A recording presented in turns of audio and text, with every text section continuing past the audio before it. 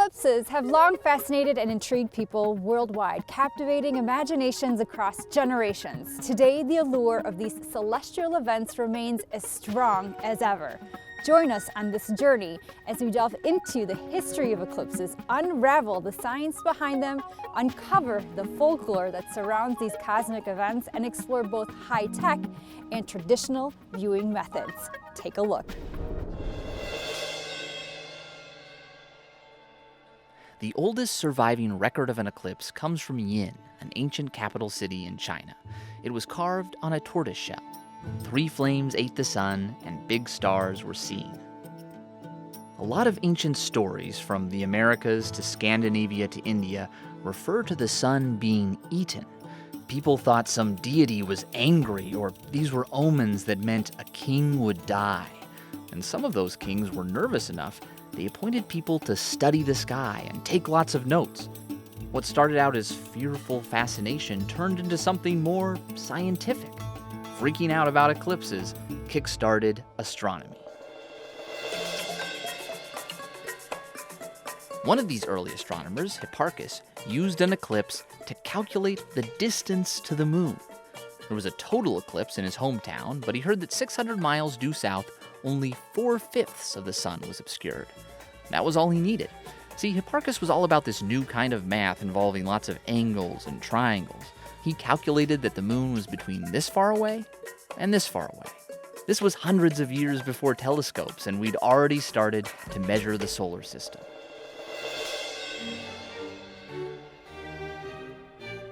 By the 17th century, the moon's size and distance were well known, but no one knew why the moon orbited Earth. Then a real oddball named Isaac Newton figured out the law of gravity. But some people needed convincing.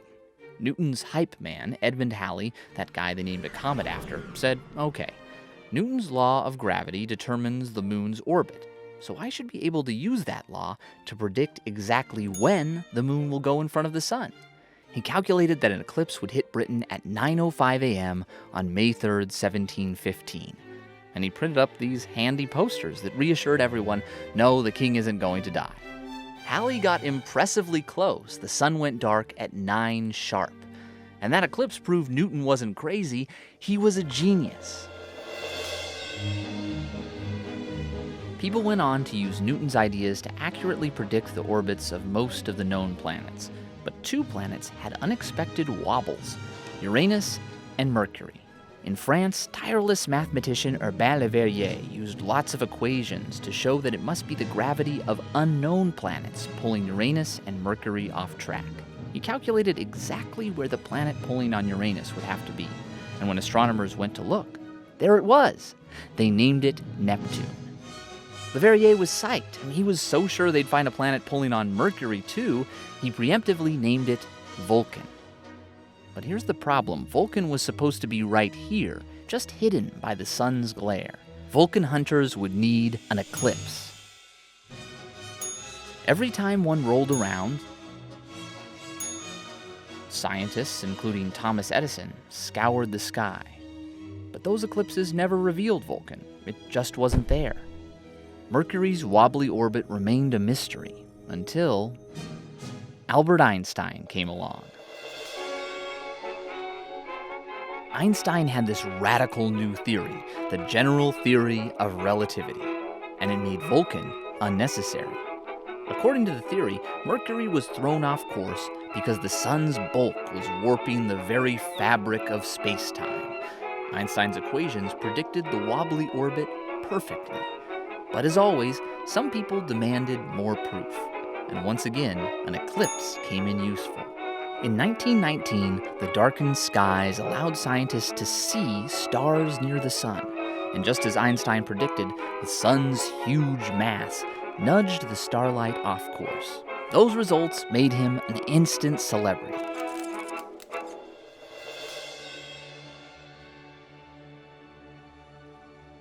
During a solar eclipse, you can see the sun's fiery atmosphere.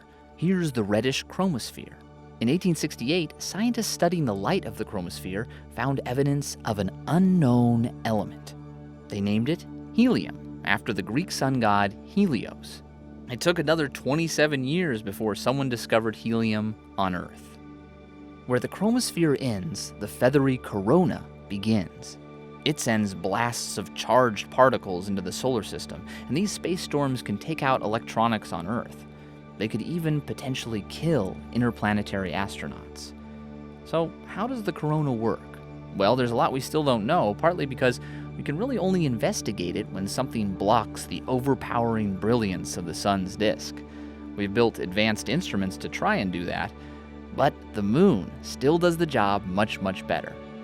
That's why, even after all these years, scientists still flock to eclipses, point their gadgets at the sky, and make the most of that brief moment in the moon's shadow to shed new light on the sun.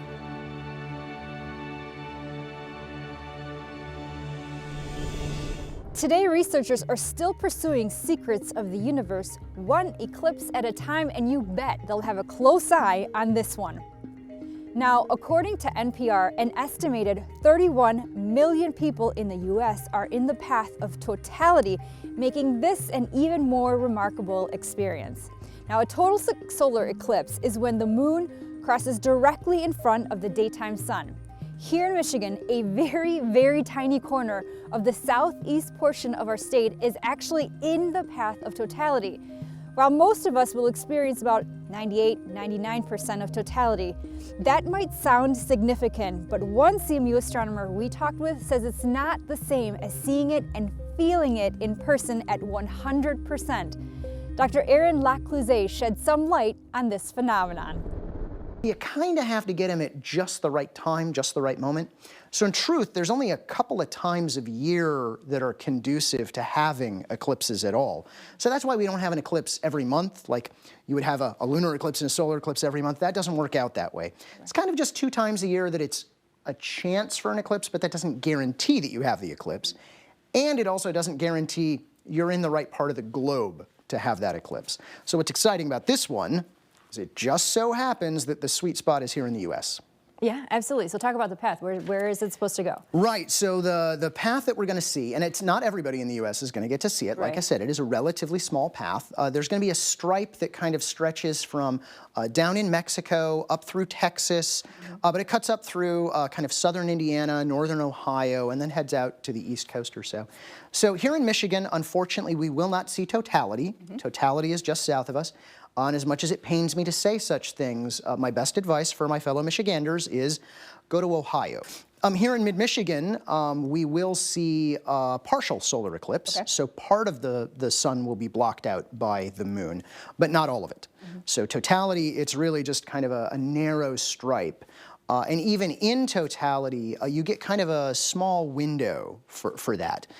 So from start to finish for a solar eclipse, so the moment the moon starts to just barely get in the way of the sun until it goes fully away from the sun on the other side, that kind of path takes about 2 or 3 hours from start to finish. But totality itself, like the moment, like the cool stuff that we're going to talk about, that only lasts a couple of minutes. Like the maximum it can possibly last, I think, is about 7.5 minutes. So it is a very, very brief window, but it's an astonishing window when you see it. Now, what's interesting about a total solar eclipse, prior to totality, as the moon is starting to block out the sun and you've only got 80 or 90% covered, it's dangerous to look at the sun. You've got to wear like eclipse glasses, which we had those, back in 2017 when that was solar eclipse happened. Everybody talked about getting eclipse glasses. Or you can get special solar filters for a camera, or there's special kinds of welding glass that you can use. But make sure you have the right stuff. But you need that to look at the sun safely. But once totality occurs, the moment you actually cover up the central disk of the sun, you can actually look at it with the naked eye. But only, and I stress, only during totality. So a couple of seconds before or a couple of seconds after is not good enough. You've got to nail it, right? And that experience is, it's really an odd experience. I'm going to try and describe it. It's hard to describe unless you actually experience it. And because you actually went to see the last total eclipse. So yeah. Share with us your experience. You know, I've been an astronomer for over 20 years. I'm in my mid-40s, and I had never seen a total solar eclipse with my own eyes. I'd seen pictures in textbooks, I'd seen pictures online, and I'm like, oh, that's kind of neat. I'm sure they're using some kind of special camera technique to show what that looks like. That's what I thought. Even as a professional astronomer, that's what I thought. But in 2017, I had the opportunity to see the total solar eclipse. Now, it didn't come near Michigan, that one either. And I have family down in South Carolina, so I went down to visit them, and I got to see totality. It is like words are inadequate, wholly inadequate to describe what it's like. When totality occurs, it kind of feels like you're wearing like a special pair of sunglasses that has a little dial on the side, and somebody's cranking it up and making it darker and darker and darker as time goes on. But everything else looks normal, like shadows are nice and sharp and distinct. Unlike at sunset, when the sun goes down, shadows get really diffuse and long and then go away, and it's a very gentle passage into nighttime.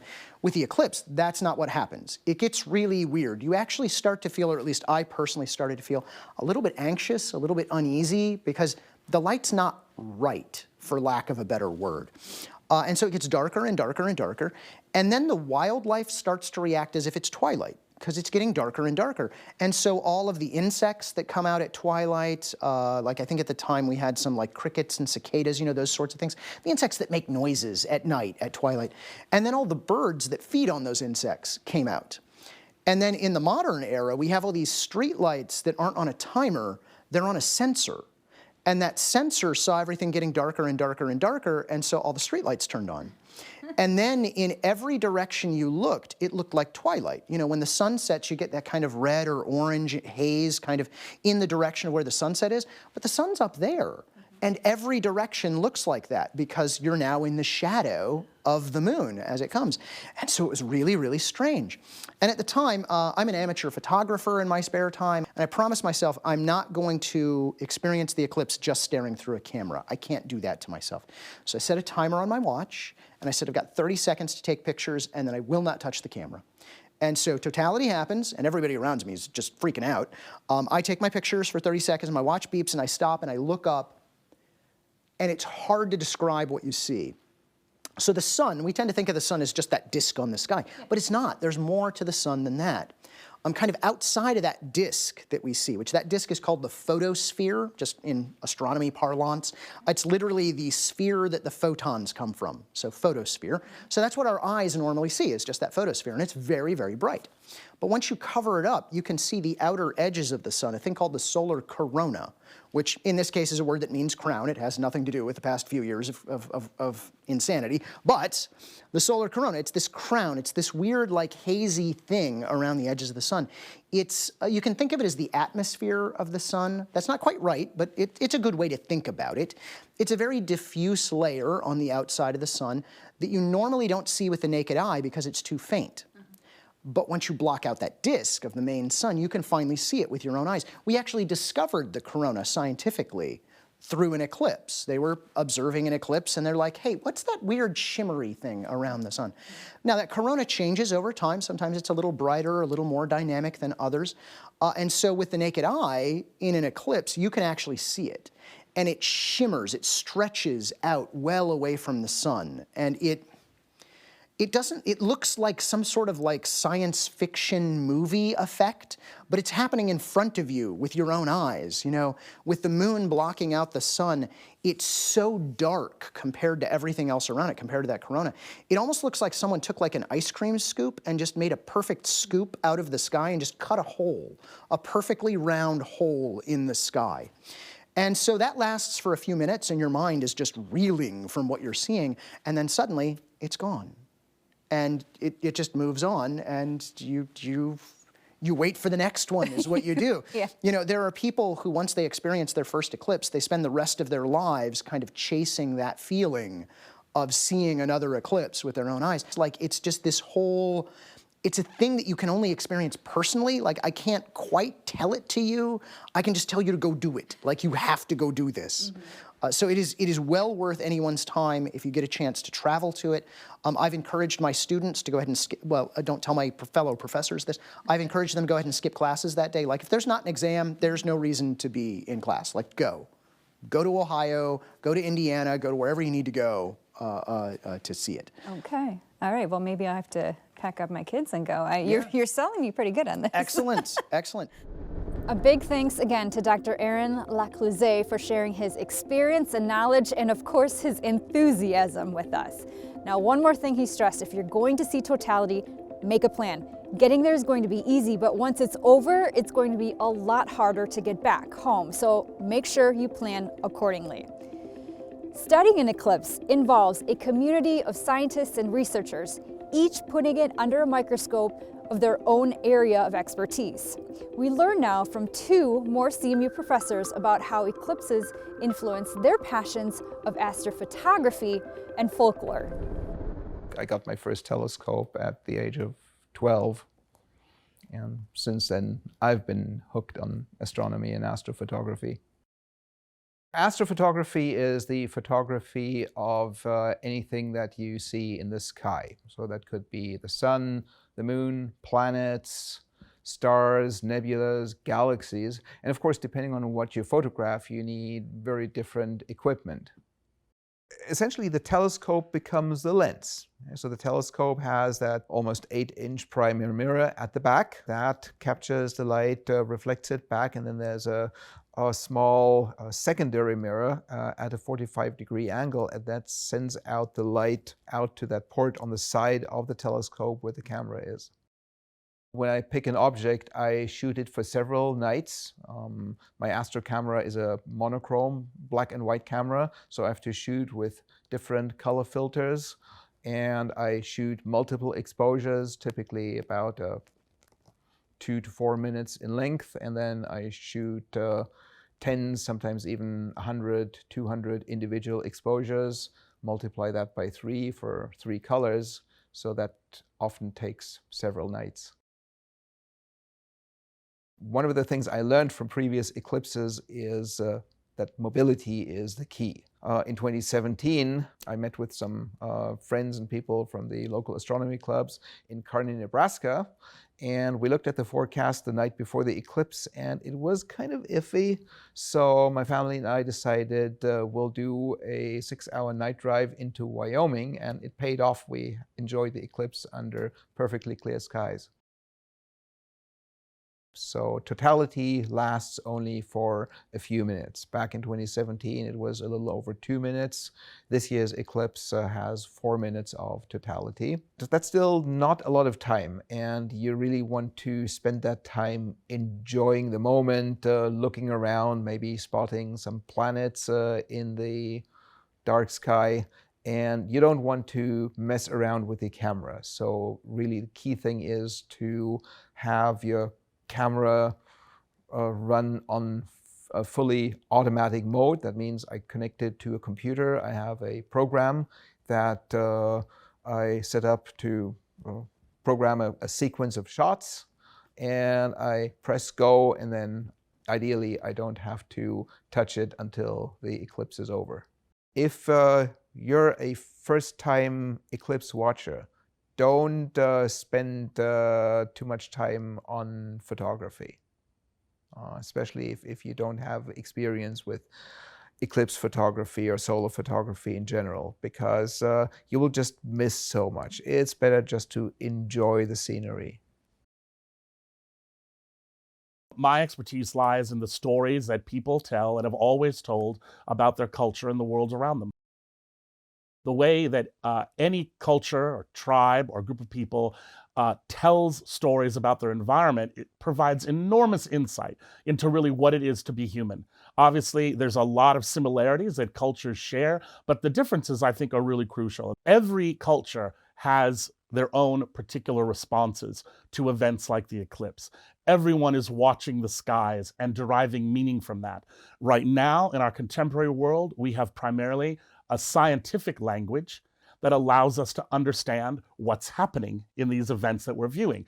Well, people of the past were no different. They looked up to the heavens, they had questions about what was happening, and they came up with their own culturally relevant answers. So I think when we look at those beliefs of the past or of contemporary indigenous people about things like eclipses, whether they're solar or lunar, again, they tell us a lot about what it means to be human and to have questions about the natural world around us. Lots of cultures viewed a solar eclipse with a fair amount of trepidation. The Maya, for example, of Central America, viewed it as the moon has become angry and takes a bite out of the sun. In fact, their word for it is chikbal ki'in, which means the sun gets bitten. There are in Benin and Tongo in West Africa, there's a fascinating and I think really relevant belief about eclipses. It's not a scientific viewpoint, but it's a psychological interpretation. The idea is that people argue with each other, men, women, children, everyone. We get into things, we argue, but sometimes those arguments become too much. And at that time, the people of Togo and Benin believed that the sun and the moon, hearing all of this argumentation constantly from people of the earth, would begin to argue themselves. So when there was a solar eclipse, it was believed to have been brought about by these arguments between the sun and the moon would then move in a certain way, and the sun would darken. But then, this is, I think, the most fascinating part, and what makes these beliefs really relevant. It was then incumbent upon people here on the earth to settle their disputes. So among these people in West Africa, at the time of a solar eclipse, they would begin to open up dialogues of conversation, of peacemaking, of settling old debts, settling old arguments. So again, it's not so much a scientific explanation, but it's one that provides an important function in that society.